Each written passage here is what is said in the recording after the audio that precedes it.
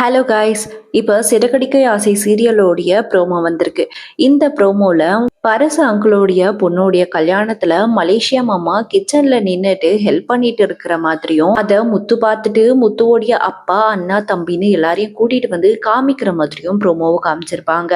இதை பார்த்த நிறைய பேரு ஒரு வழியா ரோகிணி மாட்டினா அவ்வளவுதான்ல நினைச்சிருப்போம்.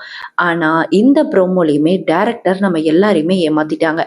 ஆக்சுவலா இதுல என்ன நடந்திருக்குதுன்னா, முத்து மலேசியா மாமாவை பார்த்திருக்க மாட்டாங்க. முத்து அவங்க அப்பாவை கூட்டிட்டு வந்து காமிச்சது மலேசியா மாமாவை கிடையாது. முத்துவோடைய அம்மா 3 மருமக கூட ஒன்னா உட்கார்ந்து சாப்பிடுற இந்த ஒரு சீனை தான் முத்து அவங்க அப்பா கிட்டயும் அண்ணன் தம்பி கிட்ட எல்லாம் காமிச்சிருப்பாங்க. ஆனா டைரக்டர் இதை அது கூட கோத்த விட்டு நம்ம எல்லாரையும் கன்ஃபியூஸ் பண்ண நினைச்சிருக்காங்க. இத நான் எப்படி இவ்ளோ கிளியரா சொல்றேன்னா, முத்துக்கு பின்னாடி இருக்கிற அந்த பேக்ரவுண்ட் வால பார்த்தீங்கன்னா, அந்த வால்ல ஒட்டியிருக்க அந்த டைல்ஸ் கலர், அந்த வாலோட டிசைன் எல்லாமே விஜயா சாப்பிடுற இடத்துக்கு இருக்க பின்னாடி இருக்க வால்லயுமே கரெக்ட்டா மேட்ச் ஆகும். அது மட்டும் இல்ல, ஒரு வேளை முத்து மலேசியா மாமாவே பார்த்திருந்தாலும், முத்து டைரக்ட்டா போயிட்டு மலேசியா மாமா கிட்ட கேட்டிருப்பாங்களே தவிர, உடனே போயிட்டு அவங்க அப்பாவ கூட்டிட்டு வந்திருக்க மாட்டாங்க.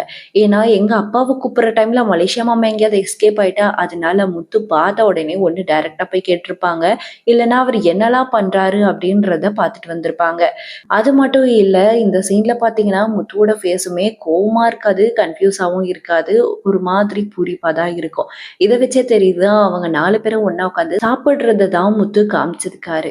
ஆனா டைரக்டர் இந்த முறையும் நம்ம எல்லாரையுமே ஏமாத்திட்டாங்க.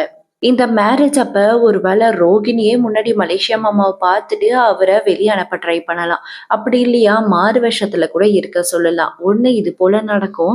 அப்படி இல்லைன்னா மலேசியா மாமாவை முத்து ஃபேமிலியில இருக்க யாராச்சும் ஒருத்தருமே பார்த்துடுவாங்க. இதுல எந்த சீன் நடக்குது அப்படின்றத வெயிட் பண்ணி பார்க்கலாம். இதே போல இன்னும் நிறைய வீடியோஸ் பார்க்கணும்னா நம்ம சேனலை சப்ஸ்கிரைப் பண்ணிக்கோங்க. தேங்க்யூ ஃபார் வாட்சிங்.